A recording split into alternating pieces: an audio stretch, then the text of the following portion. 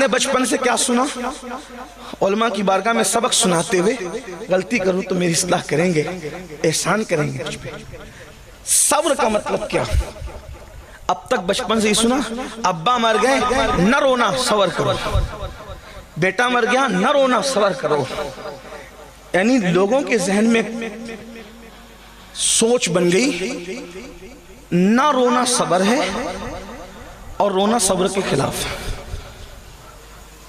تو جو لوگ سخت دل لوگ ہیں یا جو لوگ محبتی سے آری ہے، جن پر رشتوں کو نبھانا بھاری ہے، جب کوئی مرتا ہے ان کی آنکھ میں کبھی آنسو نہیں آتے، تو کیا وہ صابر لوگ ہیں؟ اور ان اللہ مع الصابرین ان کے لیے جو باپ کا جنازہ پڑھنے بھی نہیں آتے، اگر آتے ہیں تو ہاتھ بند کر کے کھڑے رہتے ہیں، ہم ناپاک کے پڑھ نہیں سکتے، وہ صابر لوگ ہیں۔ مولوی رو رہا ہے بیچارہ باپ کی میت پہ، کا یہ بے صبرہ ہے، اور شرابی آنکھیں تان کر کے کھڑا ہے، کہ دیکھو کتنے صبر کے ساتھ کھڑا۔ وہ صبر کے ساتھ نہیں، وہ تو سوچا ہے بڈھا مر گیا اچھا ہوا تاکہ میرے راستے کی رکاوٹ گئی، باپ مرا اچھا ہوا تاکہ مجھے حصہ ملنا ہے۔ بڑی معذرت کے ساتھ رونا صبر کے خلاف نہیں، رونے سے رکنا صبر نہیں۔ اگر رونا صبر کے خلاف ہوتا اس حدیث کا جواب آپ کہاں سے لائیں گے کہ میت پر تو رسول اللہ خود بھی روئے ہیں، میت پر حضور خود بھی روئے ہیں، اور پوچھا گیا تو حضور نے فرمایا یہ صبر کے خلاف نہیں ہے، یہ تو نشانی محبت ہے۔ رونا بے صبری نہیں ہے، رونا تو محبت کی نشانی ہے۔ کہاں کہاں بتاؤں کہاں روئے؟ اماں خدیجہ کا جنازہ ہے، رو رہے ہیں۔ حضرت ابراہیم کو دفن کرنے رو رہے ہیں۔ حضرت ابراہیم کے موقع پر تو لوگوں نے پوچھ لیا یہ ابراہیم ابن محمد حضور علیہ السلام کے سب سے کم سن صاحبزادے، آخری صاحبزادے جو حضرت ماریہ قبطیہ سے پیدا ہوئے، ان کا وصال ہوا تو حضور دفن کرتے ہوئے رو رہے، خاموش آنسو جاری۔ حضور آپ نے تو منع کیا رونے سے، آپ رو رہے ہیں۔ فرمایا یہ رونا منع نہیں، یہ تو محبت کی نشانی ہے۔ کہ کوئی جدا ہو رہا ہے، کوئی دل کا پھل ٹوٹ رہا ہے، کسی کی گود خالی ہو رہی ہے، کسی کی گود اجڑ رہی ہے، کسی کے جانے سے تانے کا ذریعہ کچھ بن رہا ہے نا؟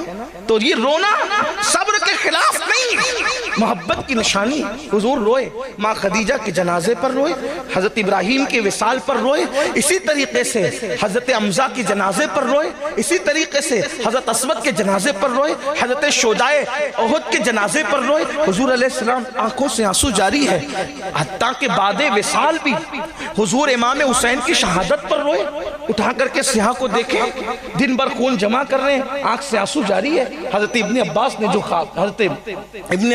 خواب دیکھا، تو اب تک ہم نے سمجھا کہ رونا صبر کے خلاف ہے، نہ رونا یہ صبر ہے۔ نہ، ہم صبر کے مفہوم کو شاید ہم نے کہیں نہ کہیں چینج کیا۔ رونے نہ رونے کا تعلق صبر سے نہیں ہے، صبر کا مطلب ہوتا ہے رکنے یا روکنے کے۔ صبر کہتے ہیں رکنے یا روکنے کے۔ تو صبر کا جو اصل مفہوم ہے وہ ہے اس سے رکنا جس سے اللہ نے روک دیا۔ اب صبر کیا ہوا؟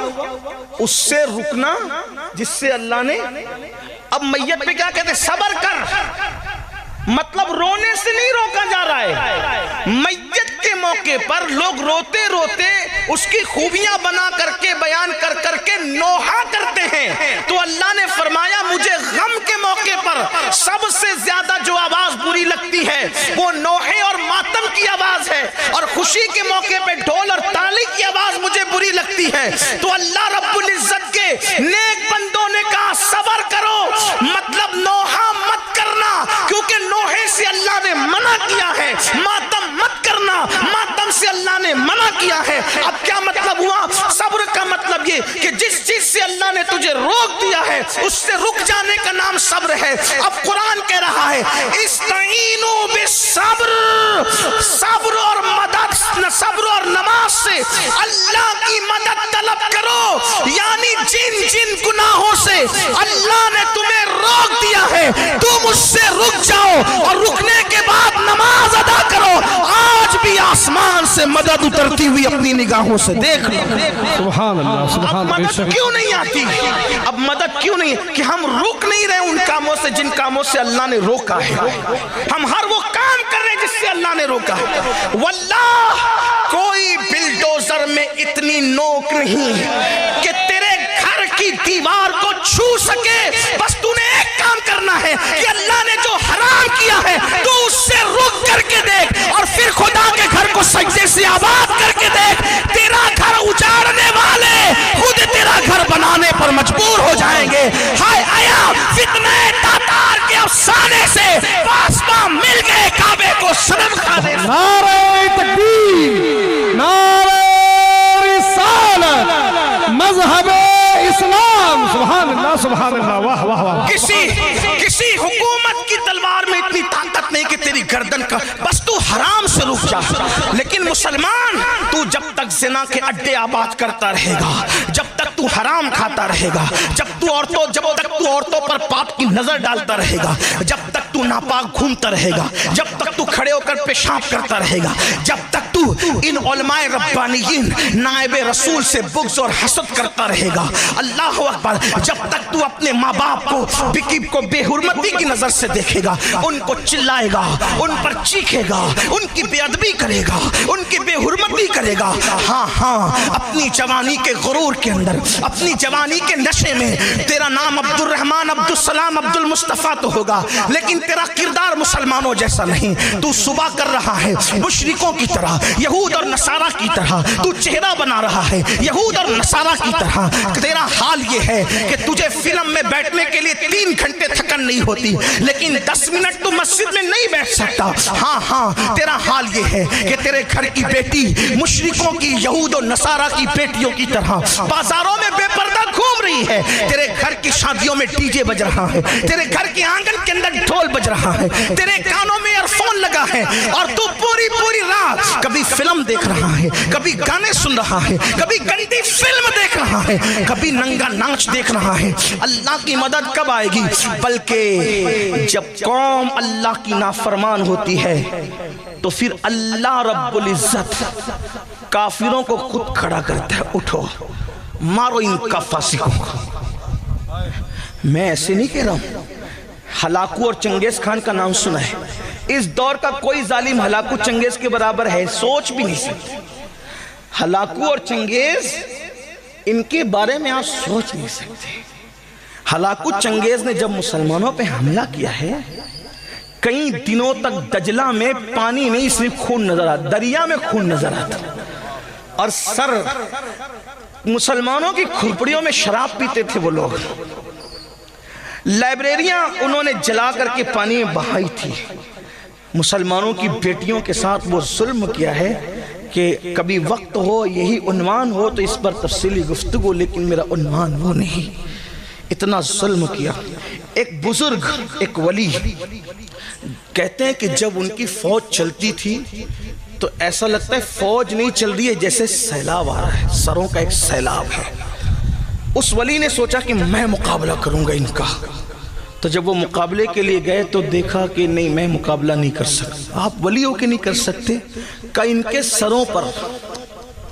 کے سروں پر ولیوں کی روحیں ہیں. کن کے سروں پر؟ ان کافروں کے, چنگیز اور ہلاکو کی فوج کے سروں پر ولیوں کی روحیں, ولیوں کی روحیں. اور وہ روحیں تڑپ تڑپ ان کو کہتی ہے, اے کافروں, ان فاسق فاجروں کو قتل کرو. کیونکہ یہ مسلمان نہ رہے, فاسق فاجر ہو گئے, شراب پی کر فاسق ہو گئے, زنا کر کے فاسق. یہ جتنی میری قوم تک میری آواز پہنچ رہی ہے, یہ تو نیک لوگ اللہ والے بیٹھے ہوئے ہیں, لیکن آپ سے کہتا ہوں ہر آدمی اپنے آپ کو بہتر جانتا ہے, میں بھی اور آپ بھی. اپنے من میں ڈوب کر سوچو کہ کتنے مسلمان ہو. اسلام کہاں ہے ہماری زندگی میں؟ تجارت سے لے کر نماز تک کون سے ہم مسلمان ہیں؟ ہمارے اندر اسلام کتنا ہے؟ ایک یہودی عیسائی جھوٹی قسم کھانے میں, حضرت اگر یہودی کو کہہ دو موسیٰ کی قسم کھائیں, یا وہ عیسائی سے کہہ دو عیسیٰ کی قسم کھائیں, وہ نہ کھائیں گے. اور تم 10 روپے کی سبزی اور 200 روپے کی چپل بیچنے کے لیے اللہ کی جھوٹی قسم کھاتے ہو. کتنے مسلمان ہو؟ ہنسنے کی بات نہیں. ہاں, یہودی اپنا مذہب کسی لڑکی کی بنیاد پہ چھوڑنے کو تیار نہیں. عیسائی اپنا مذہب کسی لڑکے کو دیکھ کر چھوڑنے کو تیار نہیں، اور یہ مسلمانوں کا حال ہو گیا کہ اگر کوئی لڑکی خوبصورت نظر آئے تو اپنا مذہب بھی اس کے قدموں میں رکھتے۔ تو کیا ہلاکو چنگیز خان سے زیادہ ظالموں کا تمہیں انتظار ہے؟ اور ان لڑکیوں کا حال یہ ہو گیا جو کنیزان فاطمہ کہلاتی ہے، اگر کوئی خوبصورت اور مالدار نظر آ گیا تو اس کے قدموں میں مذہب رکھ دیا۔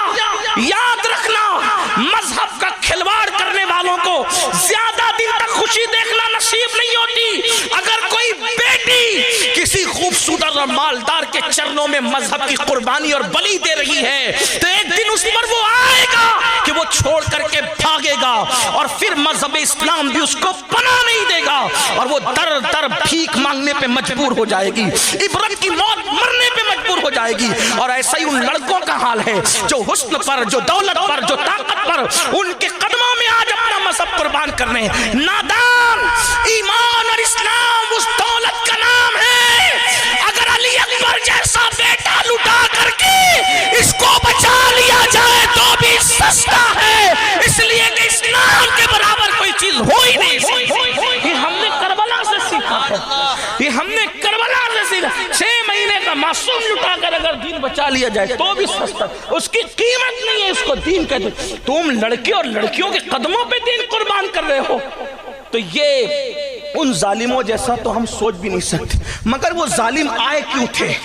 بہت لمبی نہیں کروں گا، ٹائم تو پہلے ہی زیادہ ہوا، تھوڑی دیر غور کرنا، شارٹ کروں گا۔ حالانکہ مجھے بہت سے عنوانات دیے گئے لیکن اب عنوانات کو چھڑنے کا ٹائم بھی نہیں۔ اللہ کرے کسی کے دل میں بات اترے۔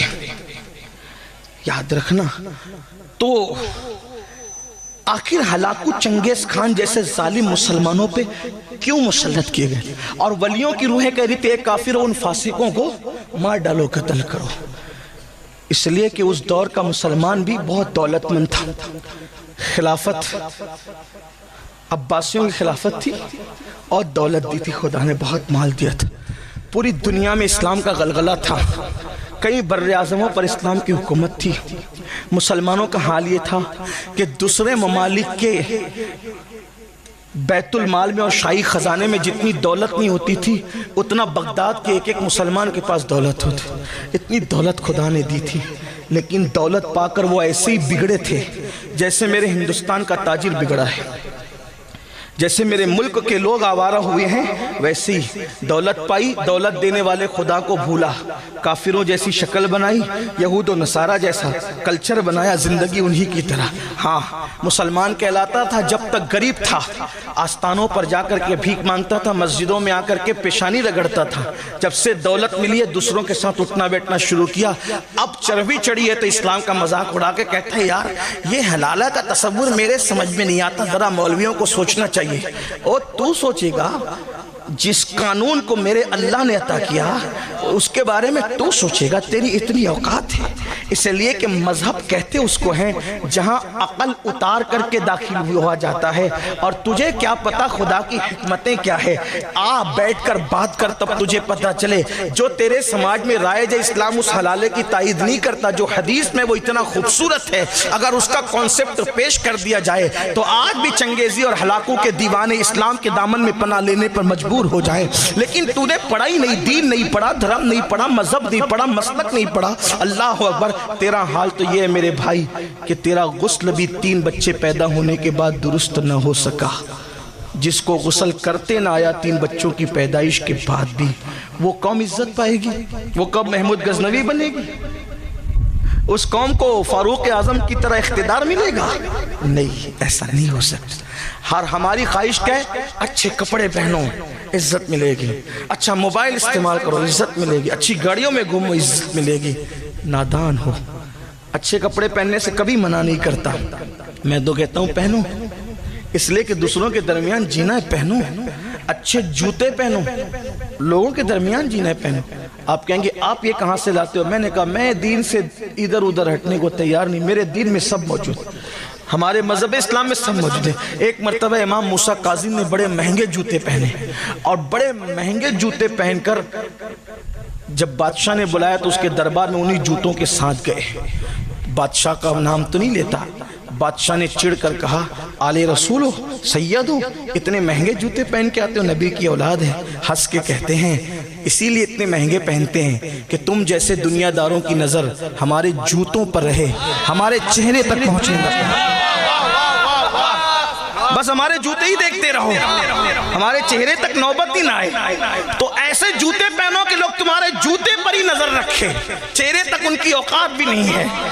हाँ, मैं मना नहीं कर रहा हूं, लेकिन मूसा काजिम जैसा चेहरा तो बना, तूने तो चेहरा यहूद और नसारा की तरह बना रखा है। एक मर्तबा इमाम जाफर सादिक ने बड़ा कीमती जुब्बा पहना, एक हासिद आकर के कहने लगा, आले नबी होकर के इतने महंगे कपड़े पहनते हो। फौरन कुर्ता उठा दिया तो नीचे टाट था। बोला ये क्या है? तो कहा ये जो टाट है ना उसके लिए, यार के लिए, और ये खूबसूरत जुब्बा तेरे जैसे मक्कार के लिए, ताकि लोग हमें हकीर ना समझें, ना ताकि लोग हमें हकीर। दुनिया में जीना है तो हमें लोगों के साथ इस तरह का रवैया करना होगा, लेकिन अंदर तो कुछ हो ना, अंदर किसी के लिए हो तो सब ऊपर ही ऊपर कर रहे हो। तो हमें इज्जत कपड़ों से नहीं, हमें इज्जत कीमती मोबाइल से नहीं, हमें इज्जत कारों से नहीं। आपको पता इज्जत मिलना कैसे है? जिस वक्त बैतुल मुकद्दस फतेह होने करने के लिए मुसलमान बैतुल मुकद्दस की तरफ बढ़ते हैं और मुसलमानों के आगे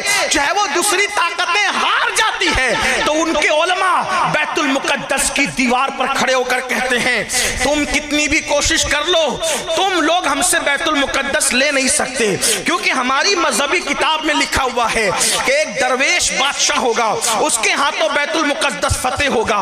एक दरवेश बादशाह होगा, उसके हाथों बैतुल मुकद्दस फतेह होगा। अल्लाह अकबर। अबू उबैदा इब्नुल जर्राह बड़े होशियार थे, उनको अमीनुल उम्मा कहा गया है। उन्होंने नीचे से कहा, उस बादशाह की सिफत भी तो लिखी होगी, बयान कर। तो कहा हाँ, तेरा चेहरा गोल है, वो तू फतह करने आया ना बैतुल मुकद्दस, तेरा चेहरा गोल है, तू ना कर सकेगा। उसका चेहरा थोड़ा सा लंबा है, उसकी दाढ़ी बड़ी बड़ी पतली पतली सीने तक आई हुई है, उसका चेहरा सुर्ख है, उसके होंठ पतले पतले हैं, तेरे गाल ऊपर है, उसके गाल अंदर की तरफ है, और उसकी जो लुंगी है वो उसके टखने के ऊपर है, उसका लिबास इस तरह का है और वो इस तरह का और इस तरह का है। जैसे जैसे वो पढ़ता जा रहा था, अबू उबैदा मुस्कुराते जा रहे थे। उस बूढ़े राहिब ने कहा, मेरी बात पर तू हंसता क्यों है? तो फरमाया, तू जो सिफत बयान कर रहा है वो दरवेश बादशाह हमारे ही पास है, लेकिन वो बैतुल मुकद्दस में नहीं, वो मदीने मुनव्वरा में मौजूद है। सुभान अल्लाह। नारे तकबीर, नारे रिसालत। बुला उसको, अगर मैं देख लूंगा तो उसको बिन लड़े चाबी दे दूंगा। फिर अबू उबैदा खत लिखते, अमीरुल मोमिनीन जानशीन रसूल फारूक आजम सैयदना उमर इब्नुल खत्ताब गैसुल मुनाफिकीन इमामुल मुजाहिदीन इमामुल मुशाहिदीन फी रब्बिल आलमीन। अल्लाहु अकबर। मेरे नबी का जानशीन, मेरे नबी का परवरदा, मेरे नबी का तरबियत याफ्ता, जिसको रसूलुल्लाह ने साया सजाया, सवारा, निखारा और इतना बुलंद कर दिया कि आका फरमाते, मेरे बाद कोई नबी होता तो वो उमर इब्ने खत्ताब होते। ला नबी बादी, मगर मेरे बाद कोई नबी नहीं। 3 बर्रे आजमों का हाकिम, एक मुल्क का नहीं, 3 बर्रे आजमों के हाकिम को खत लिखा है, बैतुल मुकद्दस आना है। आज देख लो दुनिया के वजीरों को एक मुल्क से दूसरे मुल्क जाते तो कितना इतराते हैं, फिर भी हाल ये होता है कि लोग नजर उठाकर देखते भी नहीं। जिन लोगों को पता उनको पता है, मुंह तकते रहते लोग, ये औकात है और हम नए कपड़ों से जाएंगे, चार्टर फ्लाइट। मैं किसी एक मुल्क की बात नहीं कर रहा हूँ, ये दुनिया के सारे मुल्कों का, वरना कोई मुल्क का आदमी, पड़ोसी मुल्क का आदमी, अड़ोसी मुल्क का मुझ पे नाराज हो जाए कि आप हमारे मुल्क का। मैंने कहा हम तो जनरल बात कहते हैं, शराब के खिलाफ तकरीर करेंगे तो कोई शराबी उठ के लड़ेगा हमारे खिलाफ करे, हमें तो पता ही नहीं शराबी कौन है, हम तो अपनी बात करते हैं। तब ये चार्टर फ्लाइट जो चोरी चोरी चुपके चुपके लिए जा रहे हैं उनकी बात हो रही है। जो है वो है, जो कौम के पैसे चुरा कर रोजाना नए कपड़े पहन रहे, जो है सो है, हमें नहीं पता कौन है, हम तो जनरल बात करने के आदि करते रहेंगे। जिनकी बेइज्जतियां हो रहे हैं लोग तकते नहीं तकते उनकी तरफ, लेकिन आओ, जालिमों की इज्जत कहीं नहीं है, ना जमीन के ऊपर है ना जमीन के अंदर है।